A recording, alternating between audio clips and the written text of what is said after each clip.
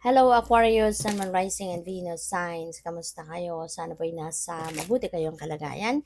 Welcome back po sa Star Tarot. At kung bago kayo dito, welcome din po kayo. Please subscribe, like, share my videos, and leave me a comment kung nakaresonate po kayo. Thank you. So, first card ni Aquarius, we have the Lovers. Ayan. So, Aquarius, maaari ng iba sa inyo rito baka yun nga, mayroon kayong jowa, mayroon kayong siguro dini-date. Ang feeling ko dito for singles ito no, yung itsura ng situation sa card. This could be for singles. Pero pupuwede rin naman na hindi 'no. Baka kahit yung may karelasyon na, yung nasa relationship na, baka meron ding kumokontra, merong kontrabida 'no. Kasi parang ito may babae sa likod niya, 'di ba, na lalaki. Parang nakatitig yan sa lalaki, eh. So, maaaring, kung sino man yan sa buhay ninyo, maaaring hindi yan approve sa relationship ninyo, kung kayo man, kung ganito man ang inyong sitwasyon. Maaaring merong kumukontra sa relationship ninyo. Maaaring merong hindi nagugustuhan yung lalaking ito para sa'yo, pwedeng ganon, no? So, puwede rin na ang iba sa inyo rito, baka nanliligaw pa lang ito sa inyo, 'di ba? Baka nililigawan pa lang kayo, pero pupuwedeng magulang mo 'yan or kapatid mo 'yan or kaibigan mo 'yan na hindi niya gusto yung lalaking 'yan para sa'yo. So, possible din 'yan ano, na ganyan ang ganap. Or kung kunyari, let's say mag-asawa na kayo, 'di ba? Maaaring magulang mo 'yan. 'Di ba, magulang mo 'yan, na hindi niya gusto yung lalaki, baka hindi siya boto sa lalaking 'yan. So, pupuwedeng gano'n din ang ganap dito, 'no? So, always remember Aquarius na yung readings natin, this is always, for the collective.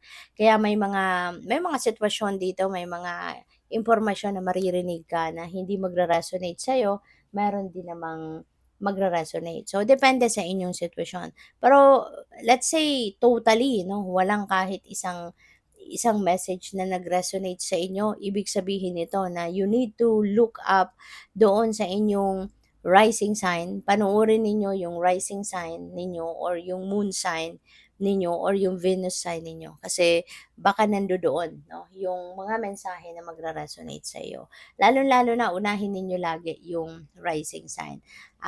'Pag nag-watch kayo ng sun sign and it doesn't resonate with you, check your rising sign. Okay? Kapag walang nag-resonate sa inyo sa rising sign, maybe you will find the reading for you sa moon or sa Venus signs ninyo. Okay? Thank you. So, we have Four of Cups. Four of Cups is an offer.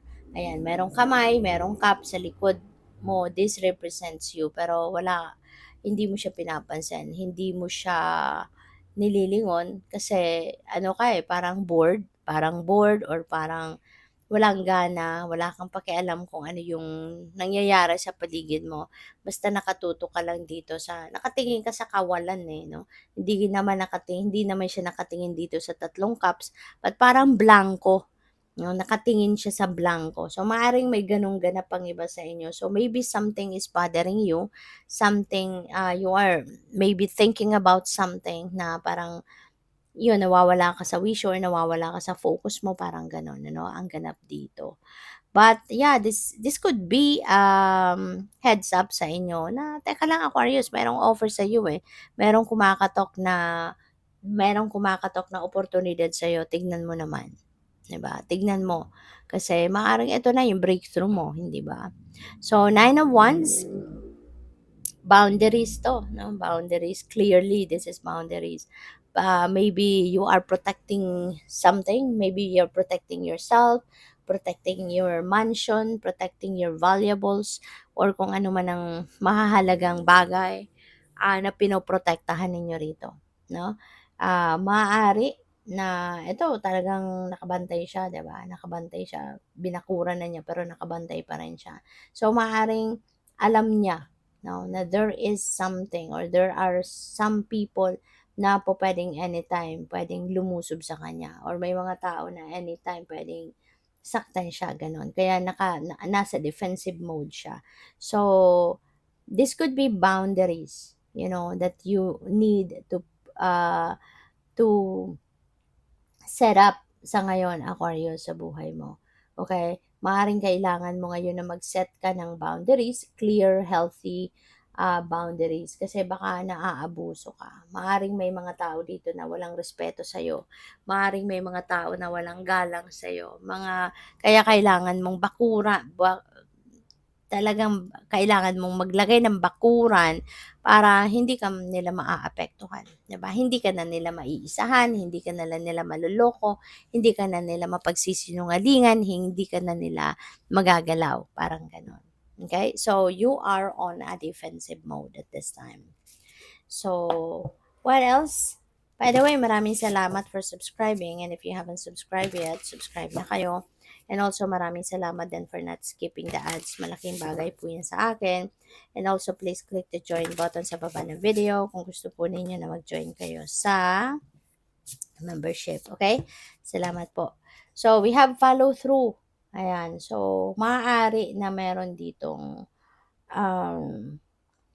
baka meron ditong something na ginawa ka in the past, sinimulan mong gawin in the past, pero hindi mo na naipagpatuloy. You weren't able to continue to do that. Hindi mo na, kumbaga, meron kang unfinished business. Baka may naiwan kang unfinished business. At ngayon, maaaring magkakaroon ka na ng pagkakataon para magawa ito. Maaaring magkakaroon ka na ngayon ng pagkakataon na ipagpatuloy kung ano man yung hindi mo natapos. Okay? So, we have choose who you are becoming. Ayan. So, mamili ka. No? Mamimili ka siguro sa ngayon ng baka marirealize mo ngayon, mapag-iisip-isip mo ngayon. So, ano nga ba talaga ang gusto ko sa buhay ko? Who I want to be. 'Di ba? In the future. Ano yung klaseng pagkatao ang ipoproject ko? Anong klaseng pagkatao gusto kong i-build dito? Ano yung gusto kong marating sa buhay? So, siguro sa ngayon, mapapaisip ang iba sa inyo. Baka ang iba sa inyo kasi baka in the past na alam mo 'yun, yung wala kang direksyon, wala kang direksyon. Kung ano lang yung nandiya go for it. Kung ano yung makakapagpasaya sa'yo at this time, go for it. So, baka ngayon iba na, magkakaroon na ng shift siguro ngayon yung pag-iisip mo, maaaring mas magiging seryoso ka na sa ngayon or maaaring mapapaisip ka ah, long-term goals ngayon siguro ang maiisipan mo. So, yun. Maring ikaw ay ngayon magninilay-nilay at magmuni-muni kung ano na nga ba ang gusto mo sa buhay mo in a certain period of time.